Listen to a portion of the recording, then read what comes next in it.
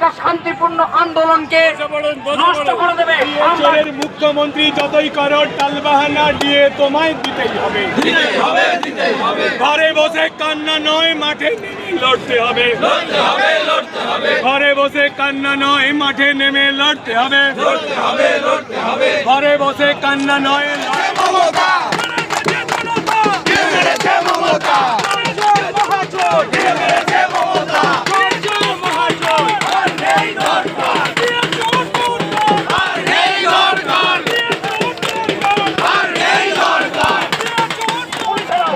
কাজে পুলিশ যদি মনে করে দিদিমণির দলদাস হয়ে এইভাবে একটা শান্তিপূর্ণ আন্দোলনকে নষ্ট করে দেবে, আমরা ডরিনা ক্রসিং আটকে দিয়ে এসছি, এবার এই রাস্তাও আটকে দিচ্ছি।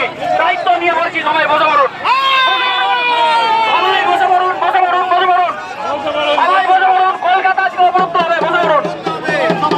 সব রাস্তা আজকে অবরুদ্ধ হবে, বসে পড়ুন। এর দায়ভার সম্পূর্ণভাবে পুলিশ প্রশাসনের। সবাই বসে পড়ুন। পুলিশদের জন্য আমরা লড়াই করছি, তাদের যদি কোনো পরিচয় পাবে।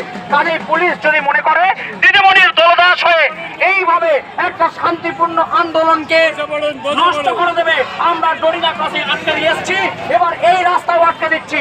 দায়িত্ব নিয়ে বলছি, সবাই বসে পড়ুন, সবাই বসে পড়ুন, বসে পড়ুন, বসে পড়ুন, সবাই বসে পড়ুন। কলকাতা আজকে অবরুদ্ধ হবে, বসে পড়ুন। সব রাস্তা আজকে অবরুদ্ধ হবে, বসে পড়ুন। এর দায়ভার সম্পূর্ণভাবে পুলিশ প্রশাসনের।